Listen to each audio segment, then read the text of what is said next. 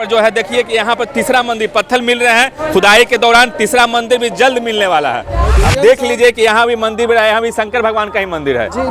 ये मतलब उम्मीद है कि पार्वती जी का ये मंदिर है। डीएम साहब इस चीज का संज्ञान ले, कितना पौराणिक ये मंदिर है। इसका कितना जमीन था?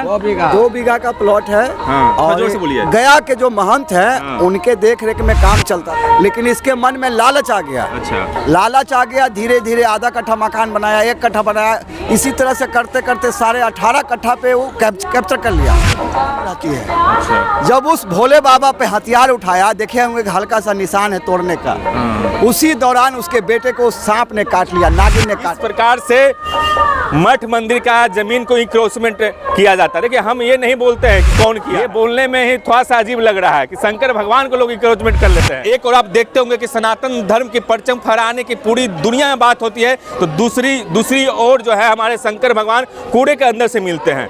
उसी के खुदाई में देखिए कि शंकर भगवान के द्वारा जो मंदिर बना, जिसमें ईंट लगा है, वो टुकड़े में है। ये जो जमीन है क्या है, मतलब क्या चीज का नाम, मंदिर के नाम पर है, मठ के नाम पर है? मठ का बहुत पुराना जमीन है, बहुत इसका मठ का नाम क्या है? मठ लक्ष्मणपुर। कितना जमीन होगा मठ लक्ष्मणपुर का नाम पर? अनुमानित लगभग 1 बीघा जमीन। 1 बीघा जमीन कहाँ गया? अंदर बांट कर गए, लेकिन इस मंदिर को भी नहीं छोड़ा गया, कूड़ा के ढेर में तब्दील मठ का जो जमीन है उसका कागज कैसे, रजिस्ट्री कैसे हो गया जमीन? रजिस्ट्री हुआ, उस समय के लोग भोले भाले थे, ध्यान नहीं दे रहे थे, लोग धीरे धीरे इसमें इंक्रोचमेंट करते चले गए, जो कि मामला अभी कोर्ट में चल रहा है। देखिए सनातन न्यास बोर्ड में भी इसका मामला जा चुका है। इस प्रकार से मठ मंदिर का जमीन को इंक्रोचमेंट किया जाता है। देखिए हम ये नहीं बोलते हैं कि कौन किया है, हम किसी से व्यक्तिगत मेरा कोई समस्या नहीं है, क्योंकि हम जानते भी नहीं हैं व्यक्तिगत रूप में, लेकिन हर एक जगह चाहे यूपी हो, बिहार हो, सिर्फ सनातन धर्म के, सिर्फ हिंदू धर्म के प्रतीकों का ही इंक्रोचमेंट हुआ है और किसी चीज़ का इंक्रोचमेंट नहीं हुआ। तो जहाँ भी इस प्रकार का इंक्रोचमेंट हुआ है, तो सनातन धर्म के नाम पर जो राजनीति करते हैं, सनातन धर्म के नाम पर जो देश विदेश में अपना परचम फहराने का बात करते हैं, उनका यह दायित्व है कि इस इंक्रोचमेंट को शंकर जी को मुक्त करवाएं, इंक्रोचमेंट से शंकर भगवान को मुक्त। ये बोलने में ही थोड़ा सा अजीब लग रहा है कि शंकर भगवान को लोग इंक्रोचमेंट कर लेते हैं, और हिंदू धर्म का पतन का कारण भी यही है, सनातन धर्म के पतन का कारण भी यही है। अब इंक्रोचमेंट साफ साफ दिख जाएगा क्या है। 1 बीघा, 1.25 बीघा, लोग कहते हैं कि 1.25 बीघा, 2 बीघा का कितना जमीन था? 2 बीघा का प्लॉट है। और गया के जो महंत है उनके देख रेख में काम चलता था, और इस मंदिर के देख रेख के लिए यहाँ का जो एडवोकेट था उसको रखा गया था, 1 रूम बना के दिया गया था, लेकिन इसके मन में लालच आ गया। अच्छा। लालच आ गया, धीरे धीरे आधा कट्ठा मकान बनाया, 1 कट्ठा बनाया, इसी तरह से करते करते सारे 18 कट्ठा पे वो कैप्चर कर लिया।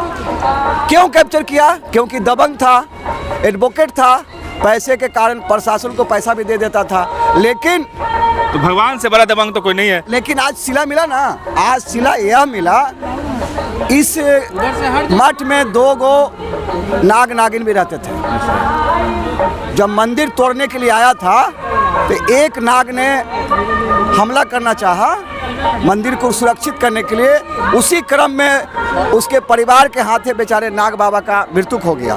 मार दिया गया। लेकिन नागिन प्रतिशोध की ज्वाला में रहती है। अच्छा। जब उस भोले बाबा पे हथियार उठाया, देखे होंगे हल्का सा निशान है तोड़ने का, उसी दौरान उसके बेटे को सांप ने काट लिया, नागिन ने काट लिया।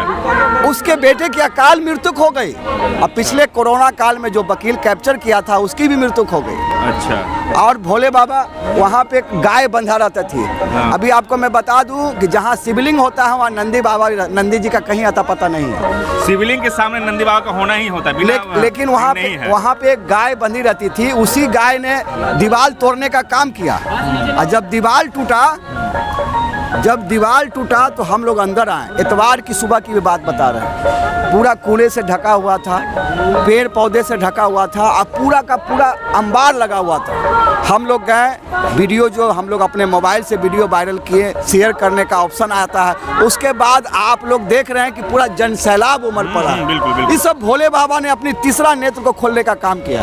पुलिस प्रशासन, बिहार सरकार का कोई भी नेता अभी तक नहीं आया। देखिए पूर्णता सच्चाई हो हो सकता है कि सभी लोग कह रहे हैं कि बाबा प्रकट हुए। प्रकट कैसे हुए, इसके पीछे का रहस्य क्या है, इसके पीछे की कहानी क्या, पूर्णतः बता दिए हैं।